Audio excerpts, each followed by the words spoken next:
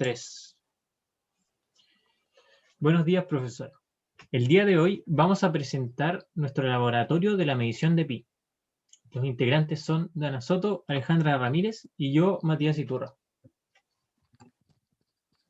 Bueno, primero que todo, para la descripción de la actividad, podemos decir que cuando de mediciones se trata, debemos ser capaces de determinar una lectura con el uso de algún instrumento. Para lograrlo, debemos conocer que existe algo llamado las cifras significativas que establecen la magnitud de nuestra medición. Estas cifras significativas se rigen por una serie de reglas que le darán exactitud a nuestra medición. Para el caso de nuestro experimento, haremos la medición del número pi, que todos conocen de su manera más simple como 3,14.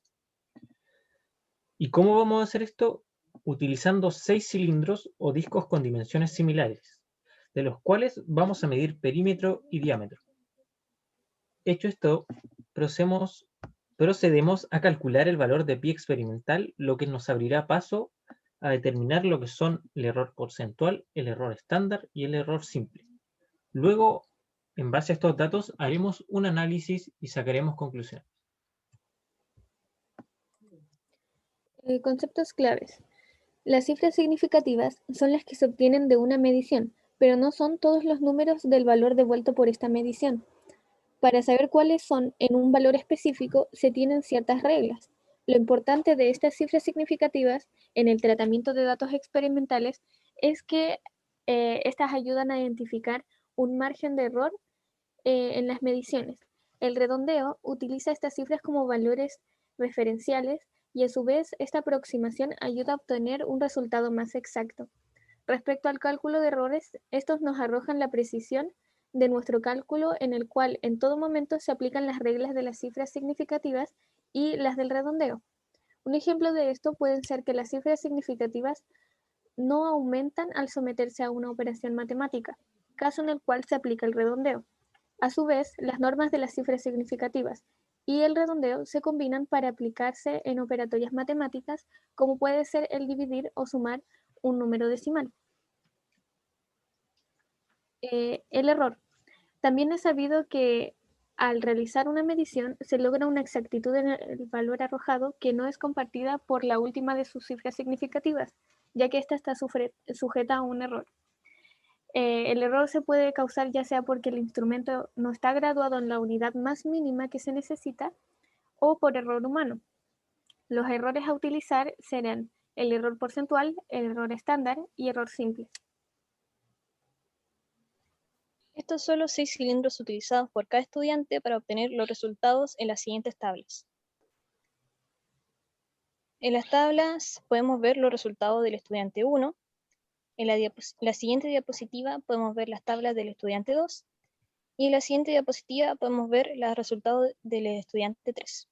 Por último, podemos ver una tabla comparativa entre los 3 errores de los 3 estudiantes. Bueno, para el análisis de los resultados, vamos a responder ciertas preguntas. La primera es sobre los objetivos de esta experiencia. Bueno, los objetivos son conocer y aplicar correctamente las cifras significativas a través del cálculo de pi, constante matemática que hace posible poner a prueba todos los aspectos necesarios para entender este concepto, tales como medición de longitudes y cálculos derivados, además de la gestión del error como ya habíamos mencionado.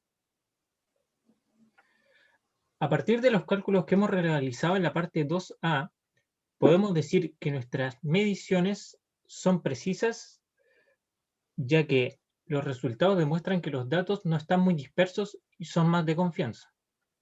Ahora, con respecto a la exactitud, podemos decir que la exactitud es alta, ya que el error porcentual del promedio obtenido entre las 3 mediciones no supera el valor de 1. Por tanto, el valor experimental presenta una diferencia pequeña hacia el valor teórico. En C.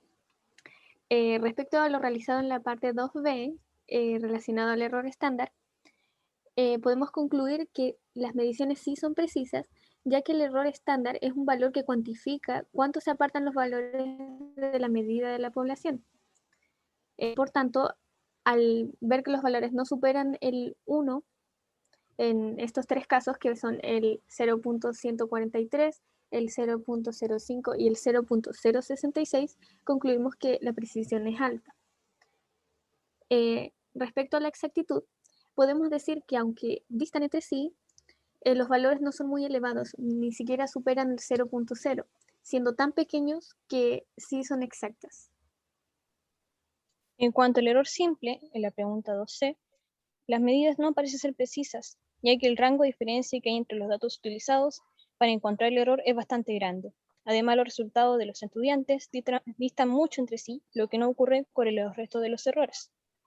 En cuanto a la exactitud, esta es baja, ya que al tomar un valor muy grande y otro muy pequeño, se obtiene un resultado poco representativo. Conclusión. A partir de la actividad realizada, logramos comprender las reglas de las cifras significativas y la importancia de su uso. Dentro de la actividad se presentaron dificultades a la hora de reflexionar en grupo sobre los distintos errores y lo que estos significan o representan. Por último, logramos concluir cuál sería el error más relevante para calcular el pi experimental. Dicho error es el error porcentual, ya que entrega un valor específico de la diferencia entre el pi promedio y el pi teórico. Además, utiliza todos los datos obtenidos de las mediciones, a diferencia del error simple, que solo utiliza dos datos de un gran rango de diferencia entre sí. Por otro lado, el error estándar nos entrega un valor que cuantifica cuándo se apartan los valores de la serie media entre sí, como ya dijimos anteriormente, y además es solo una estimación, por lo que consideramos que es de menor confianza en comparación al error porcentual. Muchas gracias por su atención.